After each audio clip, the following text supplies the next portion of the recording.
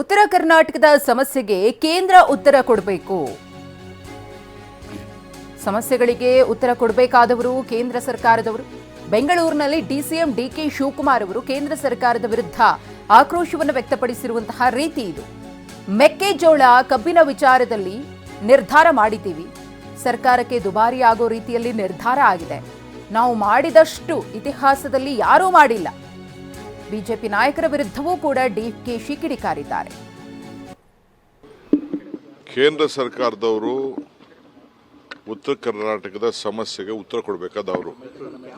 ಈಗಾಗಲೇ ನಾವು ಮುಖ್ಯಮಂತ್ರಿಗಳು ಎಲ್ಲ ಸೇರಿ ಮೆಕ್ಕೆಜೋಳದ ವಿಚಾರದಲ್ಲಿ, ಕಬ್ಬಿನ ವಿಚಾರದಲ್ಲಿ ಬಹುಶಃ ಸರ್ಕಾರಕ್ಕೆ ಬಹಳ ದುಬಾರಿ ಆಗುವಂಥ ತೀರ್ಮಾನಗಳನ್ನು ನಾವು ತೆಗೆದುಕೊಂಡಿದ್ದೇವೆ.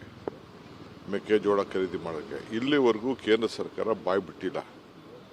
ಬಿಜೆಪಿ ಸಂಸತ್ ಸದಸ್ಯರು ಏನಿದ್ದಾರೆ ಅವರು ಎಲ್ಲ ವಿಚಾರದಲ್ಲೂ ಇವತ್ತವರೆಗೂ ಧ್ವನಿ ಎತ್ತಿಲ್ಲ. ಅವ್ರಿಗೆ ಅರಿವಿಲ್ವೇ?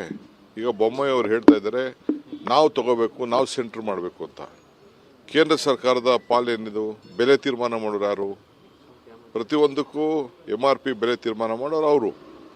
ಇವತ್ತವರೆಗೂ ಯಾವ ತೀರ್ಮಾನ ಕೂಡ ಅವರು ತೆಗೆದುಕೊಂಡಿಲ್ಲ. ಸೊ ಅದನ್ನು ನಾವು ಹೇಳ್ತೀವಿ, ಪರಿಹಾರ ನಾವು ಕೊಡೋಕ್ಕೆ ನಾವಿರೋದು. ಬಟ್ ಕೇಂದ್ರ ಸರ್ಕಾರದ ಜವಾಬ್ದಾರಿ ಕೂಡ ಇದೆಯಲ್ಲ.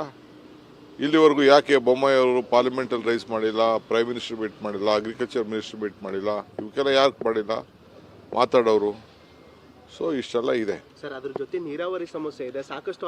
ಅವೆಲ್ಲ ನೋಡ್ರಿ, ನಾವು ಮಾಡಿದಷ್ಟು, ನನ್ನ ಅವಧಿಯಲ್ಲಿ ಮಾಡಿದಷ್ಟು ಇತಿಹಾಸದಲ್ಲಿ ಯಾರು ಮಾಡಿಲ್ಲ. ಇತಿಹಾಸ, I will go to the history of Karnataka irrigation department. ಯಾರು ಕೂಡ ಮಾಡೋಕ್ಕಾಗದೆ ಹೋದಂಥ ಇತಿಹಾಸದ ತೀರ್ಪುಗಳನ್ನು ನಾನು ಮಾಡಿದ್ದೇನೆ. ಅರ್ಥ ಆಯ್ತಾ?